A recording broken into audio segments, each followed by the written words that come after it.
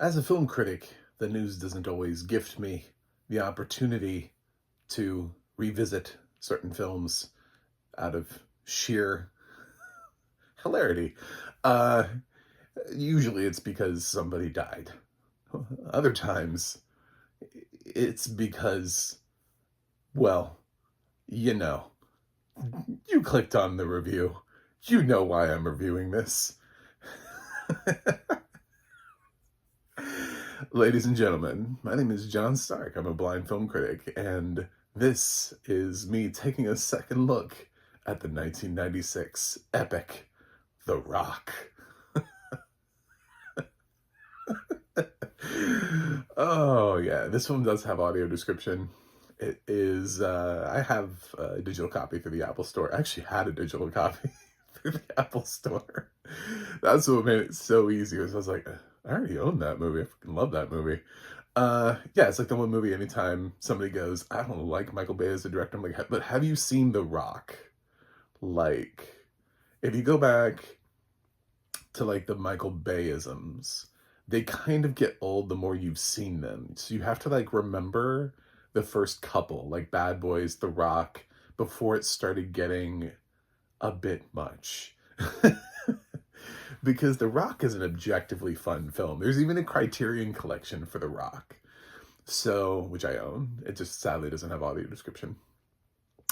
I actually happened to have visited San Francisco at the time The Rock was being released theatrically. So when I was there on a trip as a kid, I got to go to Alcatraz at the same time that they're promoting this movie about Alcatraz. Um, so I like always have a weird special place memory for this in my heart. When uh, it was having a moment, I guess you could say. Uh, I kept hoping. I was like, am I going to see some merch for the movie? Am I going to see some of the stars? Are they going to have like a premiere on Alcatraz? That'd be so cool. Would I be lucky enough to see that happen? So, yeah. So, since we're apparently reopening Alcatraz, I decided, well, let's look at historically, is it possible? And the best way to look at that is through the film The Rock, obviously, because Michael Bay is not, if nothing, known for historical accuracy in film, and scientific accuracy as well. Too, he consults and makes sure that everything is 100% true and accurate at all times, fully representative of what would actually happen in real life. So, in this film, we have some military soldiers who have decided that their leader has failed them. I can't write this shit.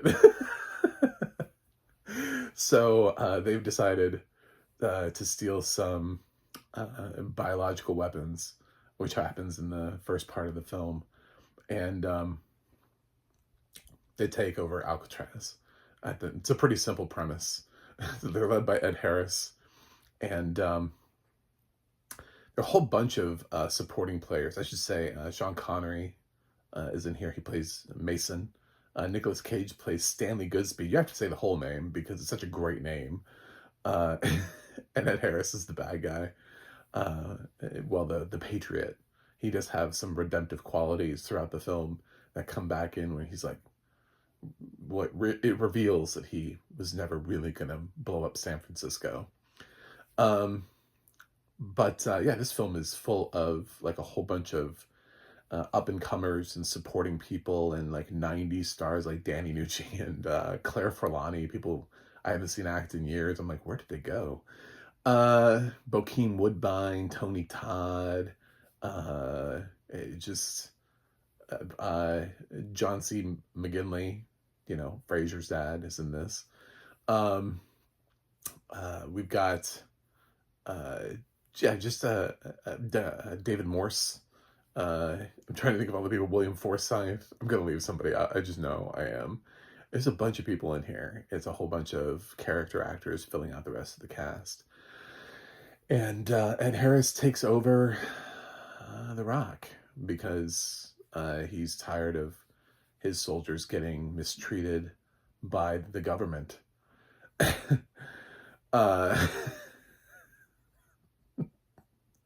again, didn't we just fire like a whole bunch of 4-star generals and we're firing veterans from jobs? And I mean, you literally cannot write this shit. This is maybe he's taking away Alcatraz because he's worried that veterans are going to take it over. I don't know. So Nicolas Cage is a chemical slash bomb expert. He kind of knows both. He's he seems to be an expert in exactly what the film needs him to be at any. But he's not a field agent. No, he is FBI, but he's not for field training purposes. He's the guy that you bring in who has the calm and focus to disarm a bomb in a rapid amount of time. So we see this opening sequence where he and this other guy, it's a dumbass, end up having to defuse a bomb. I don't know, was the other guy ever useful in anything except freaking out? He was just like, oh my god. Like, what was he even there for? Like, what purpose did he serve? Did you wonder that when you watch The Rock? Like, what was the other guy supposed to be there for? Like, why was he part of the team? Or we just don't send in like comic relief as part of the mission. All right, so you're gonna go in and defuse the bomb. You're there for cover. You're there for comic relief purposes, and you're gonna be there just to, make just to stare and watch. I mean, like we don't. That's not really how squads work and roll out, and there's not like people who have discernibly nondescript job titles. So he disarms that, and then he gets to go home and tell his girlfriend about his day, and that's when his girlfriend says, oh, I'm pregnant. And he's like, oh my god, I would never bring a child in this world, but I'm glad we are. So that's when he finds out that this thing is happening on Alcatraz, and they have these chemical weapons, and how dangerous they are, and how the threat is that if Ed Harris and his crew don't get what they want, what they're seeking, that they're going to bomb San Francisco. So they have to try to get in there. And so their plan is to use the one man who broke out of Alcatraz, the one man who's still alive, who broke out of Alcatraz. Now, this movie was made in 1995, and Alcatraz closed in the mid-60s. So obviously, it was released in 1996. So obviously, dude's going to be old. So we got Sean Connery in here as the only surviving escapee of The Rock. And he is a former SAS agent. He's got some history, some baggage, but he, of course, is complicated history with John Spencer, who was he was West Wing. For those of you, he passed away a long time ago. So if you're young and you're on this channel, sorry that you don't know who he is, but he was on the West Wing as the chief of staff.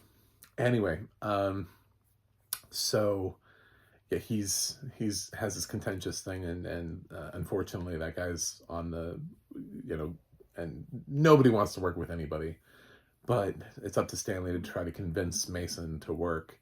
Mason gets away for a little while so he can go visit his daughter, Jade, who's Claire Filani, before Claire Filani really had a breakout role.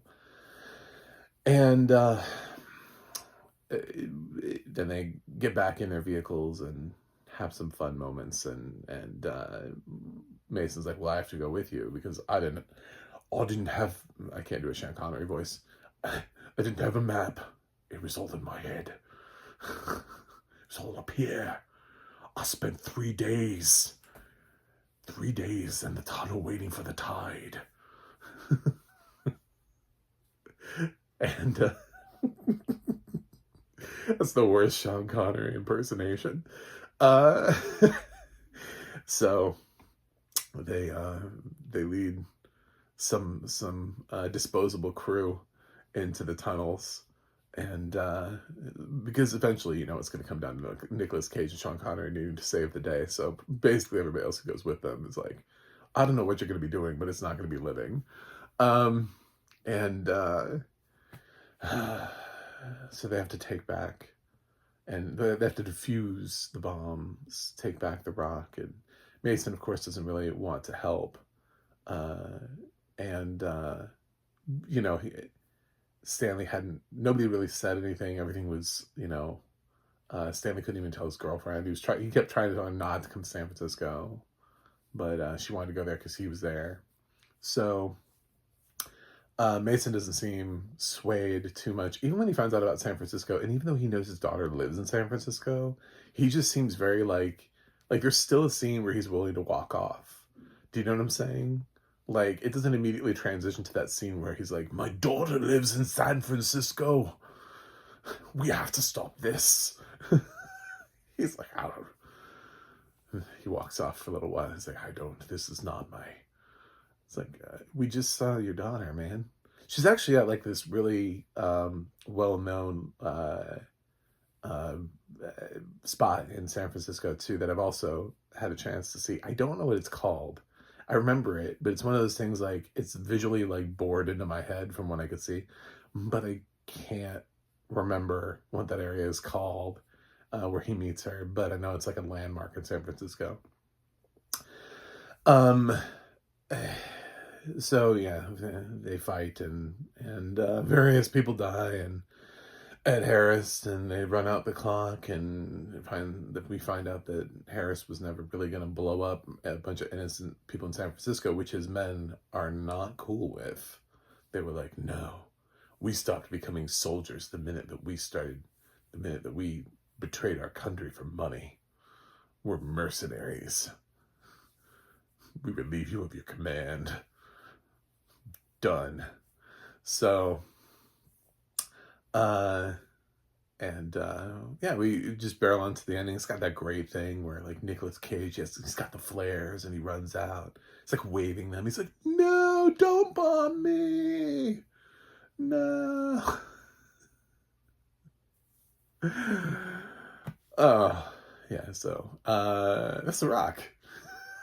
That's a really quick version of The Rock. I'm sure there are other people who break down spoiler by spoiler, and they're like, well, they go down the hallway and right into the room, and in that room is the I just love, well, there are certain scenes in here that culminate in the should we use Alcatraz as a prison cell. One of them is for a while they lock up Stanley and Mason in cells, and it takes Mason all of like 5 minutes to break out of the cell. He just loops something over and like lifts up the gate that lifts up the lock, and he's out. I mean, and Stanley's like, well, the one thing that I don't know is how did you get out of the cell? And Mason's just like out of the cell already. He's like, I don't know, it's Alcatraz, man. It was built a long time ago. It's not that hard. So, yeah, I think it's hilarious. We won't be able to make movies on Alcatraz anymore, TV shows. Remember the short-lived series on Fox, Alcatraz? We won't be able to do that anymore because we're going to reopen it. We're going to reopen it. It was too expensive back in the day. It actually originally closed because it needed a massive amount of refurbishment in order to get it up to code at the time, millions of dollars for the 60s. Obviously, which has only increased in value, so it would be more expensive. And then the fact that we've also let it deteriorate into what is now a national park without any thought that anybody would ever be crazy enough to try to put prisoners in there again. We have obviously let it deteriorate 60 years beyond the original repairs that we didn't do, and decided instead to close it down and to turn it over to the National Park Service. So it's not actually part of the prison system anymore. It's actually owned by the National Park Service. They oversee. There's a whole bunch of things that are really kind of hilarious. But I'm so glad that I was gifted the opportunity to watch The Rock again, because I love this movie. This movie's great. It's objectively everything that you love about 90s action movies. It's objectively everything that you love about Nicolas Cage performances. It's objectively everything that you love about late stage Sean Connery, and like everything that made him sort of great in the '90s, kind of at the end of his career. He's done playing James Bond, but he's still sexy. Wasn't he still like making sexiest man alive lists? And he was like in his 60s. So, yeah, it's just, I don't know, it's just everything. It's got a great score. I remember a lot of the shots when we're going through the audio description. Audio description is done by Jedi Barton, by the way, and narrated by Jedi Barton, done by Deluxe. So, yeah, I've got nothing but love for this film. I've seen it. I wouldn't say like an insane amount of times, not like an uncomfortable amount of times where you would need to like scoot away from me if we were on a train together and you're having a conversation with me about the Rock, and you're like, oh, I've seen it maybe 3 or 4 times. I've seen it 70 times. Jesus, no, I haven't seen that. So I don't know, 5 or 6, 7, maybe. I mean, it is a film that is almost 30 years old. So and it played pretty frequently on cable back when you just kind of watched whatever was on, before we had streaming services. You just had stations, you just turned them on, or you had, you had DVDs, but you didn't have every DVD for every movie. Sometimes you literally just watched whatever the hell was on, AMC or TCM or TNT. So, yeah, The Rock. I would definitely recommend this movie. And like I said, if you want it with audio description, you can get it in the Apple Store with audio description. So there you go. I'm so glad we're here. This is the light of, I can't wait till he announces we're colonizing Mars or something like that. And then I get to watch what did I watch? I don't even know. What would you watch? I just start making a list of movies like, if we do this. Obviously, I've been holding my Greenland review. I don't currently have a review of Greenland, the Gerard Butler movie. Obviously, I'm holding that. I'm waiting. You have to wait. There's going to be a better time. I know we've talked about Greenland, but we're not there yet. We're not at the right time for me to review Gerard Butler in Greenland. So I'm going to give The Rock an A minus. I think it's not a desert island movie for me. And honestly, of Michael Bay's movies, I'm unabashedly a fan of the cheesy ass Armageddon. I know it's cheesy. I love that movie. It's so cheesy. The Rock is a better made movie. Absolutely. Bad Boys is a better made movie. But there's something about Armageddon's earnestness and just the cheesy dialogue and lines and everything. And I just love that movie. But I think The Rock is actually a better made, a better directed, better acted, more serious film that doesn't have a whole lot of the tropes that Michael Bay is going to beat to death later on in his career. So it kind of starts off. This is like the warning sign for what might be Michael Bay later on. Yeah. So thanks for watching. Thanks for subscribing. Thanks for being here. I love you. And I will see you guys on the other side.